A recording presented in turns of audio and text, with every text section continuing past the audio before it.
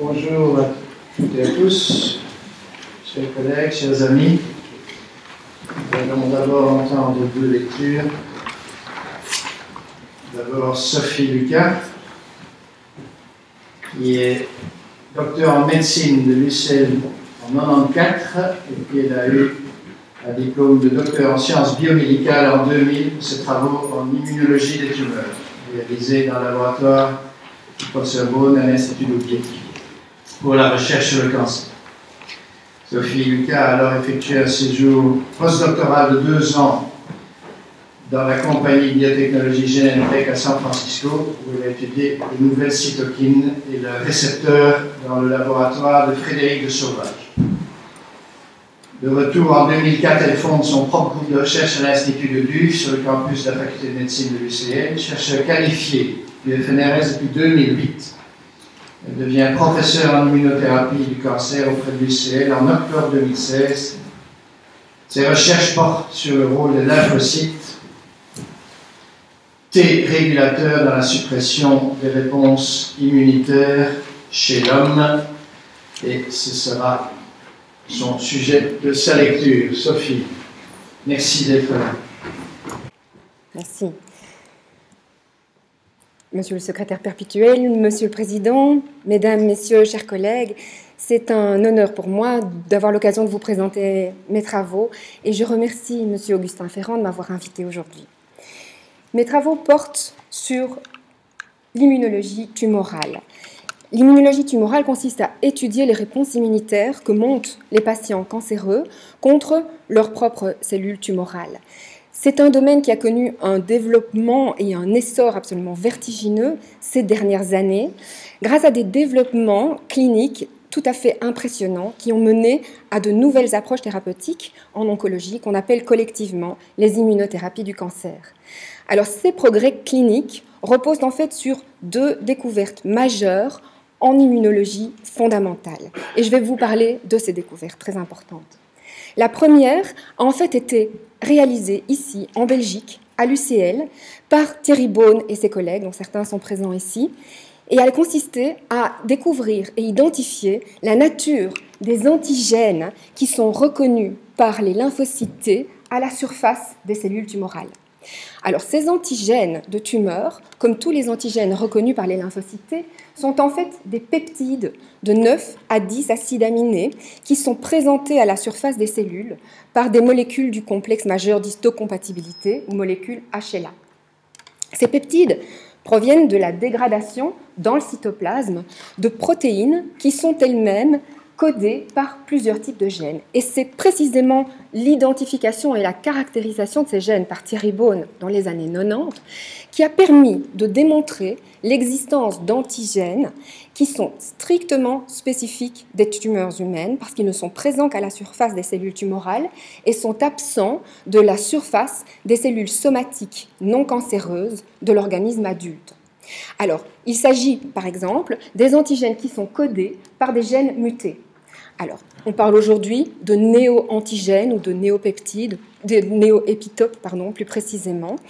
Il s'agit également des gènes qui codent, donc des antigènes qui sont codés par des gènes appelés cancer germline ou gènes de type MAGE, en référence au nom qui fut donné au premier gène de ce type identifié par Thierry Beaune dans les années 90.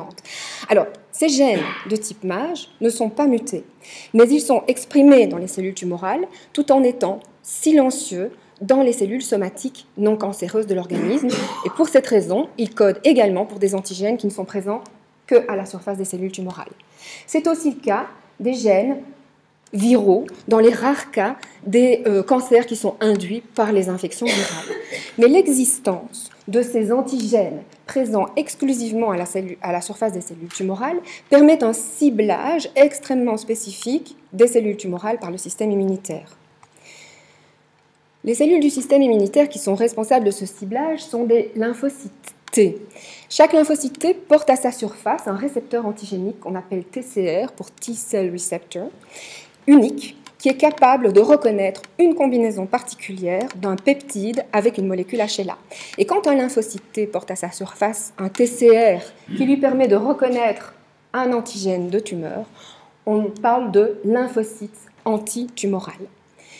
Ces lymphocytes, lorsqu'ils sont du type CD8, peuvent acquérir des fonctions cytolytiques. On les appelle alors des CTL, des lymphocytes T cytolytiques, qui peuvent lyser, détruire les cellules tumorales. Et ceci est la base de l'immunité antitumorale. On sait que ces lymphocytes T antitumoraux, et donc des réponses immunitaires contre les tumeurs, se font probablement chez la plupart des patients qui souffrent de cancer, parce qu'on trouve des lymphocytes T dirigés contre des antigènes de tumeurs dans le sang et même dans les tumeurs de la plupart des patients atteints de mélanome. Cependant, le fait que ces tumeurs progressent et deviennent même métastatiques chez ces patients démontre que ces réponses sont devenues inefficaces au cours de la progression cancéreuse. Et on sait aujourd'hui que ce manque, cette perte d'efficacité, cette paralysie des lymphocytes T antitumoraux est due à la présence de phénomènes immunosuppresseurs qui sont très importants au sein des tumeurs elles-mêmes. Et ceci me mène à cette deuxième découverte majeure dont je vous ai parlé tout à l'heure, qui a vraiment changé la donne dans le domaine de l'immunologie tumorale. C'est la définition, la découverte de certains des mécanismes moléculaires qui sont responsables de cette immunosuppression. Alors cette fois, c'est Jim Allison, en Californie, et puis d'autres ensuite, qui ont découvert l'existence à la surface des lymphocytes T de récepteurs inhibiteurs de ces lymphocytes T. Le premier récepteur découvert par Jim Allison porte le nom de CTLA4, et j'ai représenté ici un deuxième récepteur important qui porte le nom de PD1. Ces récepteurs inhibiteurs des lymphocytes T sont en fait de véritables freins intégrés à la biologie des lymphocytes T. Ils sont essentiels parce que sans ces récepteurs inhibiteurs, nos réponses lymphocytaires T risquent de s'emballer et de s'attaquer à nos tissus normaux. Cependant, l'engagement de ces récepteurs par leurs ligands qui peuvent se trouver à la surface des cellules tumorales peut jouer un rôle délétère dans les tumeurs en inhibant les lymphocytes T antitumoraux. Alors, l'immunothérapie du cancer maintenant, de quoi s'agit-il? Eh bien, l'immunothérapie du cancer, ce sont toutes les manières, toutes les approches thérapeutiques qui visent à délibérément manipuler ce système schématisé ici pour améliorer, pour booster les réponses immunitaires antitumorales. Plusieurs approches ont été tentées, évidemment. La première consiste à administrer des antigènes de tumeurs sous une forme très immunogénique aux patients en espérant booster leur réponse immunitaire antitumorale. Il s'agit de vaccins thérapeutiques contre le cancer. Alors, c'est probablement l'approche la plus élégante d'immunothérapie, parce que si vous choisissez comme antigène vaccinal un antigène strictement spécifique des cellules tumorales, vous pouvez espérer déclencher des réponses qui vont détruire les cellules tumorales sans affecter du tout les tissus sains de l'organisme. Cette absence totale de toxicité, on l'a effectivement observée dans les nombreux essais cliniques de vaccins contre le cancer qui ont été testés. Et cette absence de toxicité s'accompagne d'une certaine forme d'efficacité clinique, d'une efficacité clinique objective, mais chez une toute petite minorité des patients. Et le fait, ce manque d'efficacité de ces vaccins est probablement dû à ces mécanismes d'immunosuppression qui prévalent au sein des tumeurs. Une deuxième approche, qui a également été testée, repose sur de la thérapie cellulaire. Elle consiste à transférer chez les patients des lymphocytes T antitumoraux qui ont été amplifiés in vitro ou même manipulés génétiquement pour exprimer des récepteurs T spécifiques d'antigènes tumoraux. La fameuse thérapie à base de CAR T-cells fait partie de ces thérapies cellulaires qui sont évidemment extrêmement lourdes à mettre en œuvre puisqu'il s'agit de thérapies cellulaires. Elles peuvent être efficaces et les CAR T-cells, comme vous le savez, ont démontré une très belle efficacité clinique, essentiellement dans des tumeurs de type hématologique et pour l'instant pas encore malheureusement dans des tumeurs solides. Mais j'en viens enfin à la troisième approche d'immunothérapie et c'est celle-ci qui a vraiment changé la donne en oncologie ces 5 dernières années quelque part. Il s'agit du développement d'anticorps monoclonaux qui bloquent ces récepteurs inhibiteurs de lymphocytes T. Le premier anticorps monoclonal de ce type était dirigé contre le récepteur inhibiteur CTLA4. Il porte le nom d'ipilimumab. Il a été commercialisé sous le nom de Yervoy et il a été approuvé pour le traitement du mélanome métastatique par la FDA en 2011, mais très rapidement suivi par l'approbation par la FDA d'autres anticorps monoclonaux dirigés soit contre PD1, soit contre son ligand PDL1. Ces anticorps monoclonaux bloquent les freins naturels intégrés dans nos lymphocytes T. Et donc ils activent, ils boostent l'activation de tous les lymphocytes T activés, en ce inclus les lymphocytes T antitumoraux. Ils ont fait preuve d'une efficacité clinique, dont la caractéristique principale, inégalée dans le domaine du mélanome métastatique, dont la caractéristique principale est la durabilité des réponses. Et ceci se comprend aisément puisque c'est lié à leur mécanisme d'action, étant donné qu'ils boostent des réponses T antitumorales, des réponses lymphocytaires T qui ont une composante de mémoire immunitaire très très importante. Alors, ces anticorps sont aujourd'hui utilisés pour un beaucoup plus grand nombre d'applications, pas seulement dans le cadre du mélanome métastatique, mais également dans le cadre des cancers du poumon, cancers du rein, certains types de tumeurs de lymphome, les carcinomes de la tête et du cou. En raison de leur mode d'action, et parce qu'ils stimulent beaucoup de lymphocytes T, et pas seulement les lymphocytes T antitumoraux, l'utilisation de ces anticorps est parfois associée à une toxicité très sévère et essentiellement de nature auto-immunitaire, comme on pouvait le prédire. Alors, j'en viens enfin aux travaux de mon laboratoire. Dans mon laboratoire, nous nous intéressons à l'hypothèse qu'en plus des récepteurs inhibiteurs présents à la surface des lymphocytes T, un autre mécanisme immunosuppresseur joue un rôle très important chez les patients cancéreux. Ce mécanisme immunosuppresseur repose sur un troisième type cellulaire que j'ai représenté sur ce schéma et qui s'appelle des lymphocytes T régulateurs ou Treg. Je vais donc vous introduire ces lymphocytes T régulateurs. Alors, les Treg sont des cellules immunosuppressives. Elles représentent une petite population de lymphocytes T CD4 et elles sont absolument indispensables à l'immunosuppression physiologique, quelque part, qui est une composante indispensable de notre système immunitaire. En effet, nous devons pouvoir contrôler nos réponses lymphocytaires afin d'éviter les dégâts qui pourraient être causés à nos tissus normaux dans le décours d'une réponse immunitaire. Le fait que les Treg soient absolument indispensables à cette immunosuppression est illustré par le fait que des patients qui portent des mutations dans le gène FOXP3, qui codent un facteur de transcription indispensable au développement et à la fonction des Treg, eh bien, ces patients meurent très précocement dans la vie d'un syndrome auto-immunitaire multisystémique foudroyant. Alors, si une insuffisance de fonction des Treg cause de l'auto-immunité et peut être impliquée dans les maladies inflammatoires, un excès de fonction des Treg dans le contexte du cancer est par contre très délétère parce que dans ce cas, les Treg inhibent les lymphocytes T antitumoraux. Dans mon laboratoire, ce que nous cherchons à faire, c'est comprendre les mécanismes moléculaires par lesquels les Treg humains inhibent les lymphocytes T antitumoraux. Et la question sous-jacente, évidemment, à ces recherches est: serait-il possible de développer une approche pharmacologique pour inhiber la fonction immunosuppressive des Treg et donc servir de nouvelle approche plus efficace et moins toxique d'immunothérapie du cancer?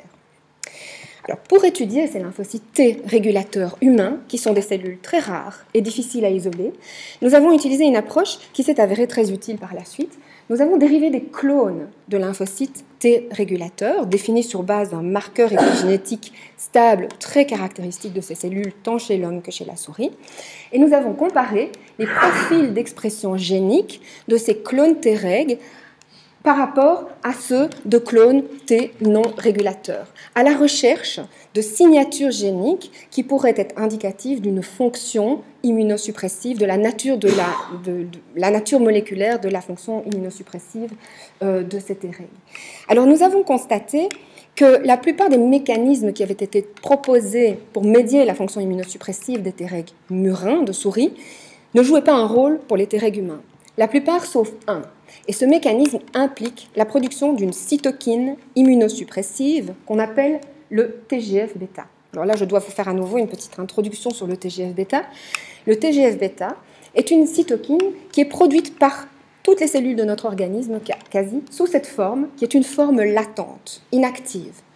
Dans cette forme de TGF-bêta latent, la cytokine mature, que j'ai représentée ici par ce dimère en vert, est en fait associée de manière non covalente à un autre dimère, qui est représenté en noir ici, et qui porte le nom de Latency Associated Peptide, ou LAP.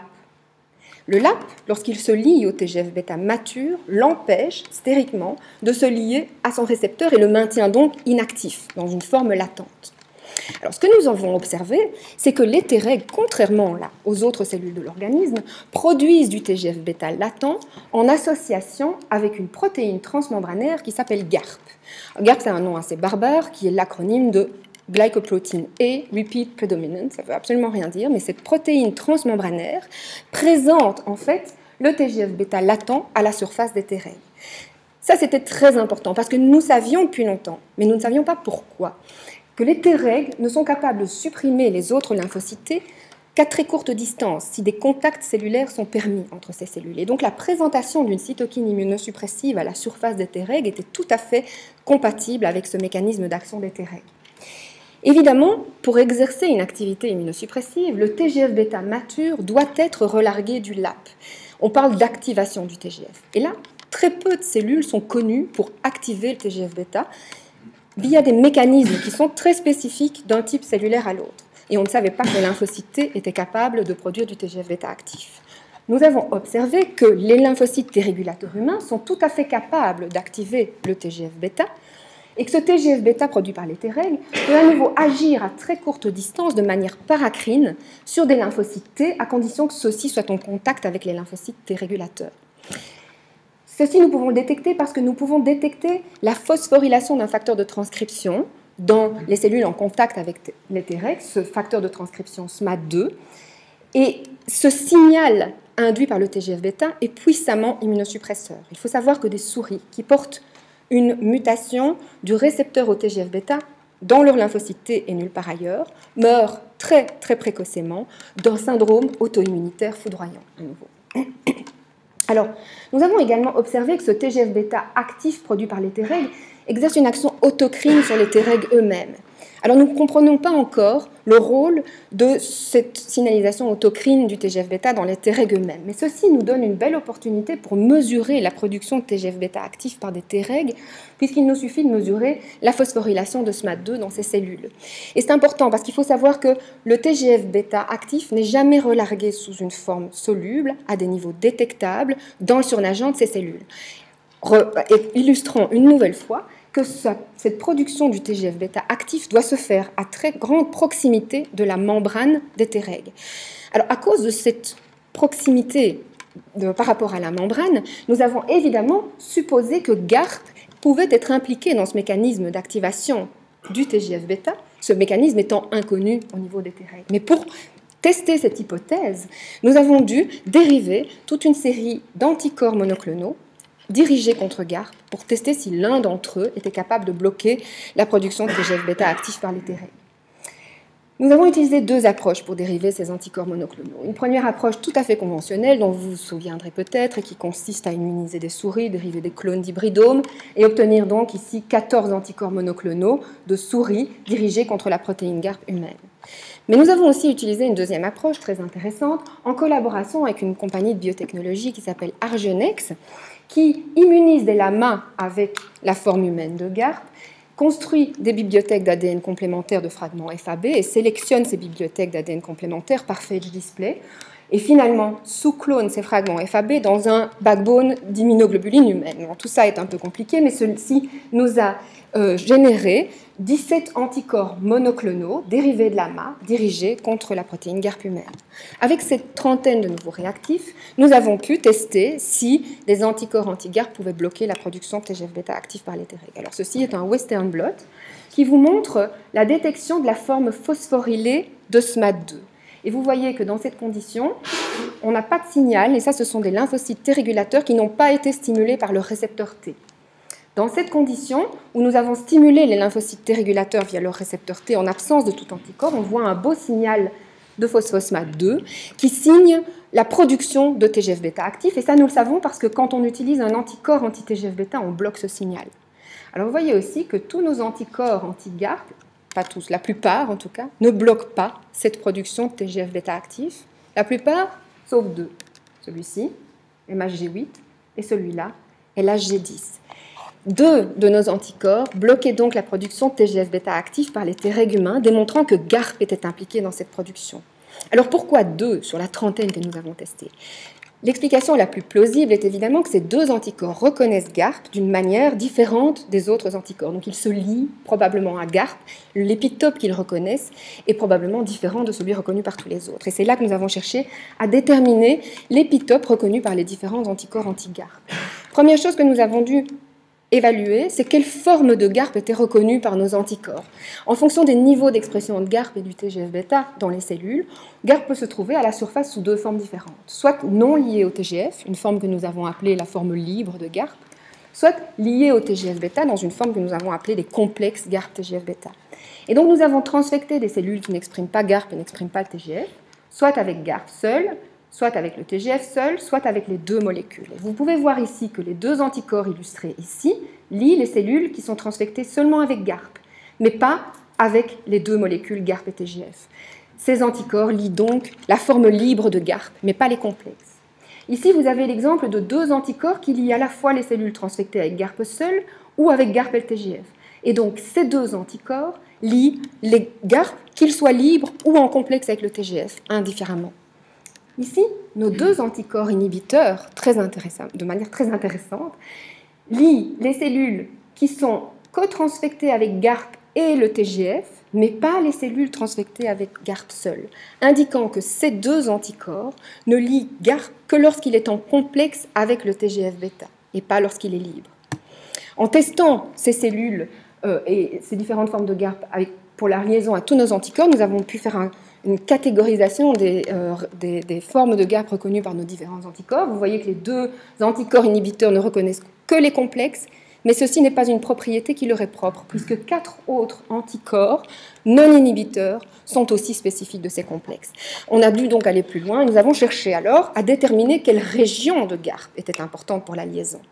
Et pour ce faire, on a utilisé une caractéristique de notre anticorps qui s'est révélée être un handicap par la suite, j'y reviendrai, mais qui ici était un avantage. Aucun de nos anticorps ne reconnaissent la forme murine, la forme de souris de GARP. Et donc nous avons construit des chimères entre la protéine GARP humaine, dans laquelle nous avons remplacé des proportions croissantes de la protéine par la portion correspondante de la protéine murine. Et nous avons testé tous nos anticorps pour leur capacité à lier ces chimères. Alors prenons l'exemple de l'anticorps inhibiteur qui nous intéresse. Vous voyez qu'il reconnaît très bien la forme humaine de GARP, ici derrière, qu'il reconnaît très bien la première chimère, mais qu'il est incapable de reconnaître les chimères suivantes, et évidemment, comme je vous le disais, il ne reconnaît pas non plus la forme murine de GARP. Ceci nous indique que cet anticorps inhibiteur reconnaît une région de GARP humain située entre les acides aminés 101 et 141.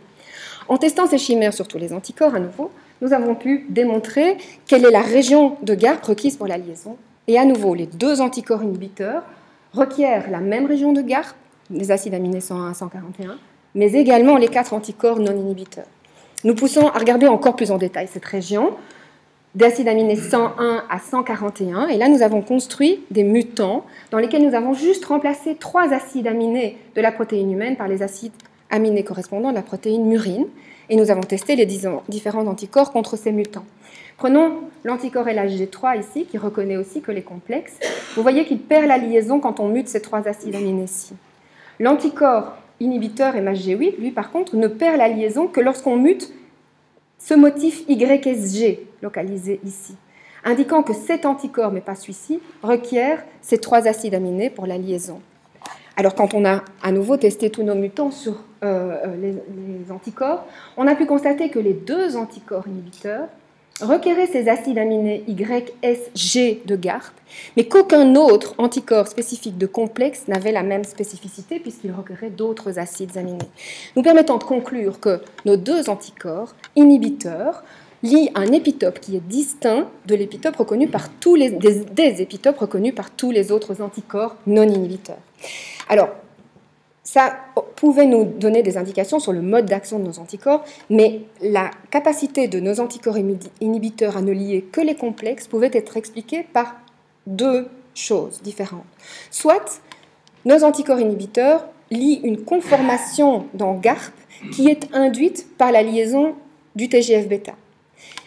Alternativement, nos anticorps pourraient lier un épitope complexe formé d'acides aminés de GARP et du TGF-bêta. Et la seule manière de distinguer ces 2 possibilités était d'obtenir la structure cristallographique de complexes entre GARP, le TGF-bêta et un fragment FAB dans nos anticorps inhibiteurs. Et voici cette magnifique structure cristallographique que nous avons obtenue, où vous voyez en rouge GARP dans cette forme de fer à cheval caractéristique des protéines qui contiennent des répétitions de leucine, famille de protéines à laquelle GARP appartient. Chevauchant véritablement ce fer à cheval, vous voyez la structure du TGF-bêta latent, avec le dimère de l'AP en noir qui embrasse quelque part le dimère du TGF-bêta mature et l'empêche de se lier à son récepteur. Alors maintenant, notre anticorps se lie à l'arrière de cette magnifique structure. Et vous le voyez ici avec la chaîne légère en bleu clair qui ne touche que des acides aminés de GARP et la chaîne lourde en bleu foncé qui touche ce fameux motif YSG dont je viens de vous parler, mais qui touche également des acides aminés du TGF-bêta mature et du LAP. Nous fournissons une explication mécanistique sur la raison pour laquelle nos anticorps pourraient inhiber le relargage du TGF-bêta mature. Ces anticorps semblent en fait engluer le TGF-bêta mature dans des complexes GARP-LAP. Alors, si ces anticorps nous prouvaient qu'effectivement GARP est impliqué dans la production de TGF-bêta actif par les Treg, ils nous fournissaient également un outil nous permettant de tester s'il est possible de bloquer l'immunosuppression par les Treg en bloquant leur production de TGF-bêta actif in vivo. Alors, c'est là que je dois vous parler de ce fameux handicap lié au fait que nos anticorps ne reconnaissaient que la forme humaine de GARP. Ça nous a obligés à utiliser un système de préclinique testant des souris humanisées, c'est-à-dire des souris profondément immunodéficientes, qu'on appelle des souris NSG, qui n'ont pas de lymphocyte T et pas de lymphocyte B, dans lesquelles on peut donc greffer des tissus ou des cellules humaines. Et dans ce cas-ci, on a pu leur greffer des lymphocytes circulants de la circulation d'un donneur humain.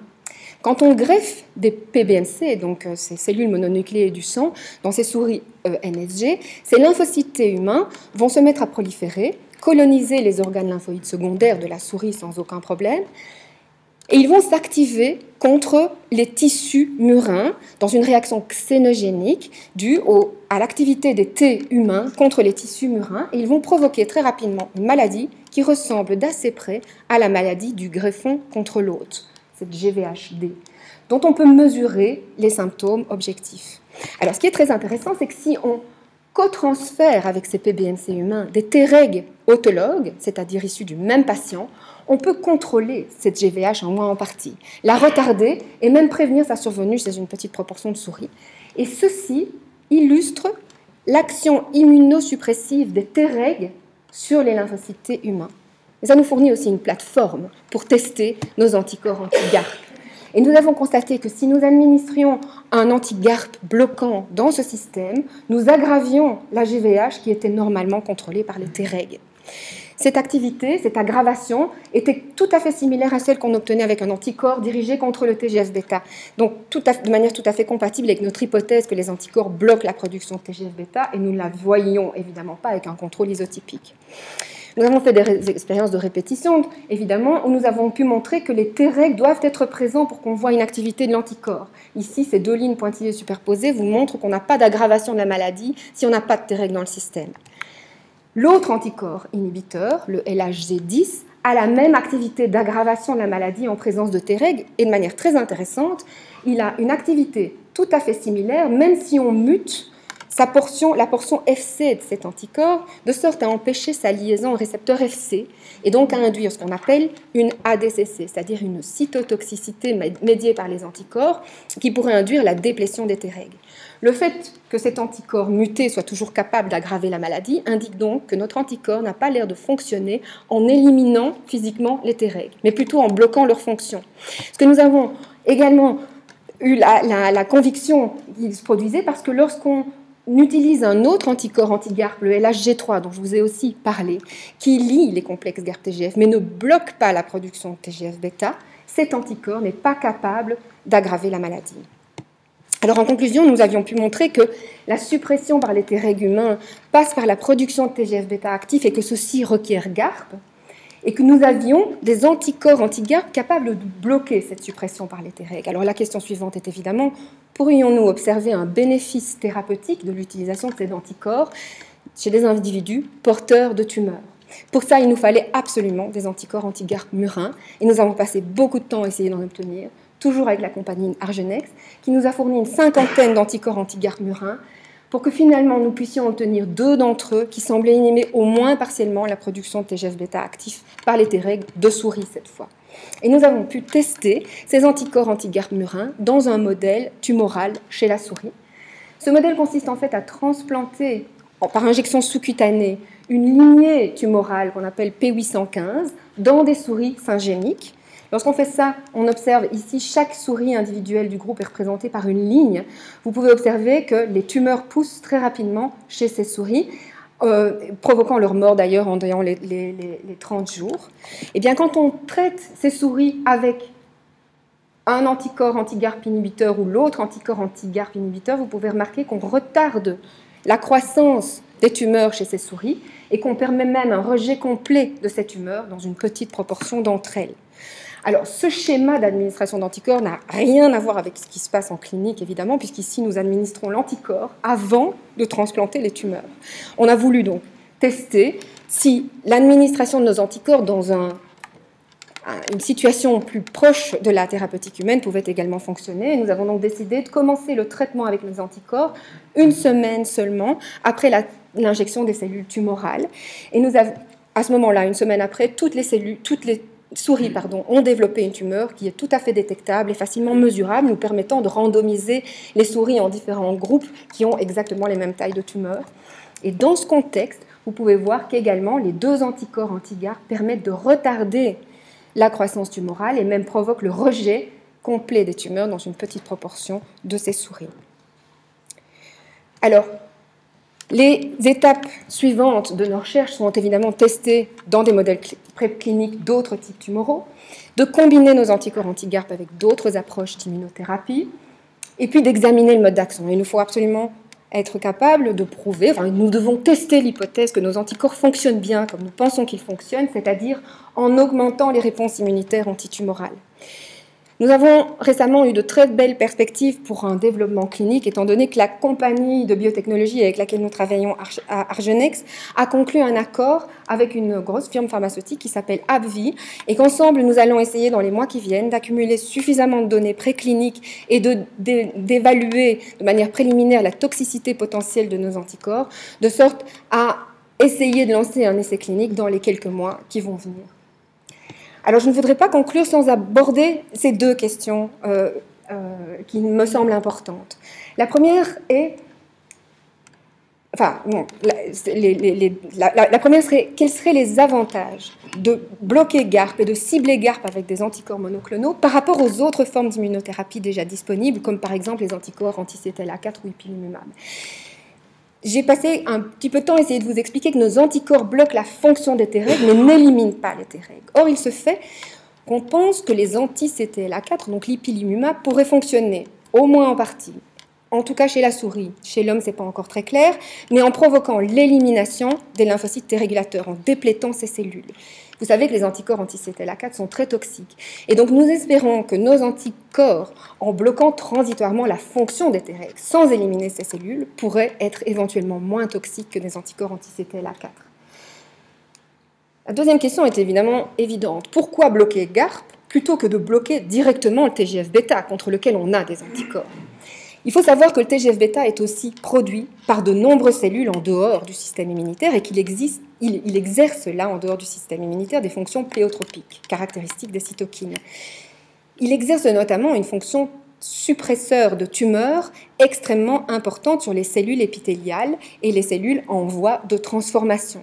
Et donc bloquer la fonction tumeur suppresseur du TGF-bêta pourrait, avec des anticorps qui vont bloquer toute forme de TGF-bêta, pourrait être extrêmement toxique. Nous pensons ici que nous avons identifié un mécanisme de production du TGF-bêta qui est propre au Treg. Et en bloquant ce mécanisme de production du TGF-bêta, sans bloquer les autres mécanismes de production du TGF-bêta en dehors du système immunitaire, nous pourrions avoir une méthode pour bloquer l'activité du TGF-bêta dans le système immunitaire, tout en préservant ses fonctions suppresseurs de tumeurs en dehors. Et donc nous espérons, mais seul l'avenir nous le dira, avoir éventuellement moins de toxicité avec nos anticorps qu'avec les anticorps anti-TGF. Alors, je ne voudrais pas terminer non plus sans vous présenter mon équipe, très jeune, très dynamique. Je veux surtout insister sur le rôle de Stéphanie Liénard ici, qui a dirigé ce projet avec brio sur ces anticorps anti-GARP. Voici tous les membres de mon laboratoire et des membres qui en faisaient partie auparavant, dont Julia Coende, qui a aussi joué un rôle très important dans la caractérisation de ces anticorps. Je remercie aussi évidemment les gens de chez Argenex, avec qui nous avons eu une collaboration extraordinairement fructueuse, d'autres personnes de l'Institut Ludwig, Frédéric Baron de l'Université de Liège, qui a mis au point ce système de contrôle de la GVH par des Treg humains, qui nous a été très très utile pour montrer l'activité de nos anticorps in vivo. Et enfin, les quelques sources de financement, je remercie bien sûr l'OFNRS, l'UCL, Télévie, et puis nous avons récemment eu la chance d'avoir un grant du Conseil européen de la recherche. Et voilà, ceci me mène à la fin de ma présentation. Je vous remercie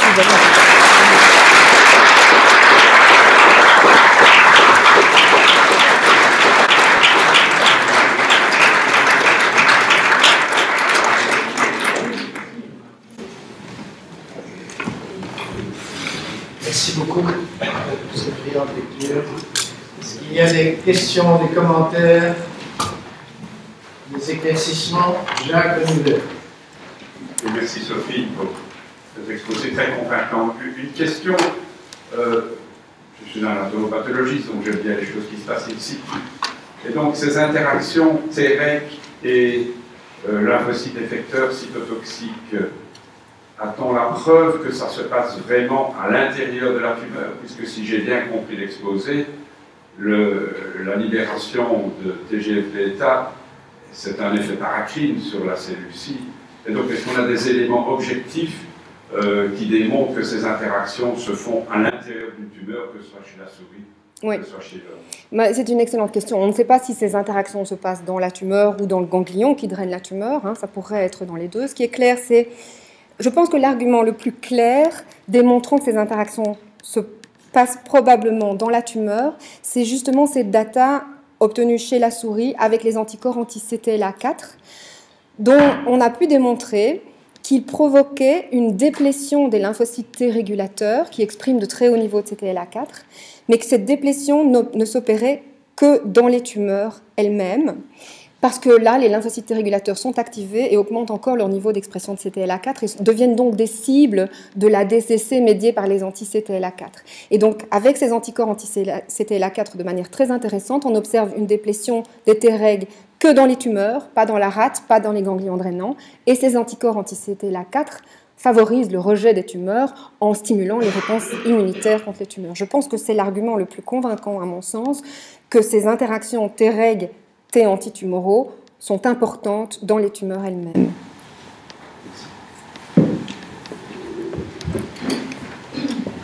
C'est exposé. Un des effets secondaires des immunothérapies dont on entend parler, ce sont les manifestations de type auto-immun. Et est-ce que tu planifies dans ton développement clinique ou préclinique d'examiner le développement d'auto-anticorps ou de manifestations? Oui, bien sûr, merci Bernard. C'est une de nos préoccupations principales, c'est que ces anticorps anti-GARP, s'ils ont des effets secondaires, ces effets secondaires seront probablement de nature auto-immunitaire, comme les effets secondaires qu'on observe avec les anti-CTLA4 et les anti-PD1.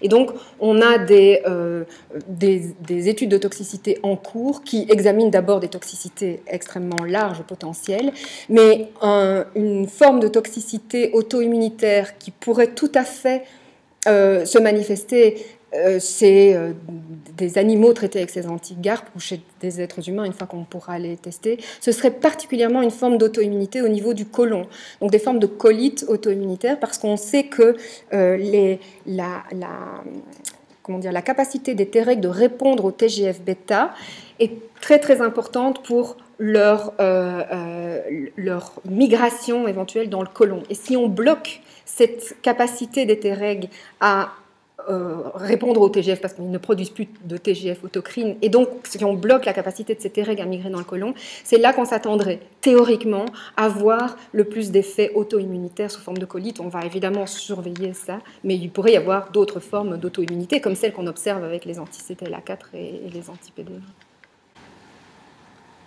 Oui.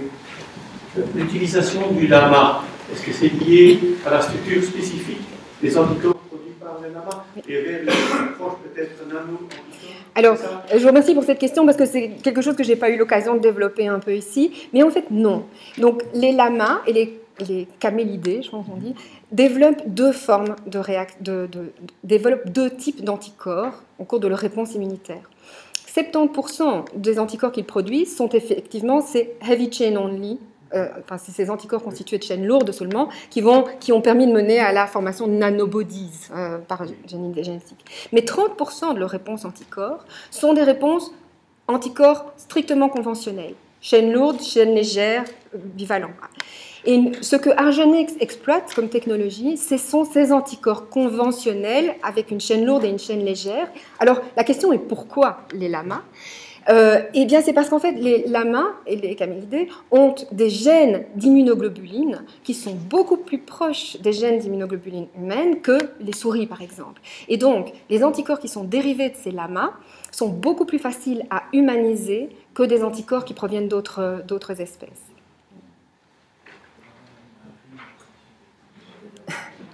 Il n'y a pas d'animalerie de lamas, j'entends votre question, mais ce sont des lamas outbred, ce qui est un autre avantage de ces lamas, c'est qu'ils font des réponses immunitaires extrêmement puissantes, ce qui permet d'obtenir des anticorps de très haute affinité. C'est Casimir. Merci. Est-ce que, inversement, dans les maladies auto-immunes, on connaît des dysfonctionnements au niveau de GART et TGF-bêta qui seraient en quelque sorte une image en miroir? Oui. Mais pas exactement, je pense. On pourrait poser la question à Bernard, qui est certainement beaucoup plus spécialiste des maladies auto-immunitaires que moi. Mais je pense que le TGF-bêta est probablement impliqué dans le contrôle de certaines maladies auto-immunitaires. Et dans notre laboratoire, nous avons un programme dans lequel nous essayons de développer des anticorps qui feraient exactement l'inverse de ce que font nos anticorps inhibiteurs. C'est-à-dire essayer d'obtenir des anticorps qui se lient à ces complexes et qui activent le TGF-bêta plutôt que d'inhiber son relargage. Et dans ce cas, à très long terme, notre objectif est évidemment de tester ça dans des modèles de maladies auto-immunitaires chez la souris, par exemple.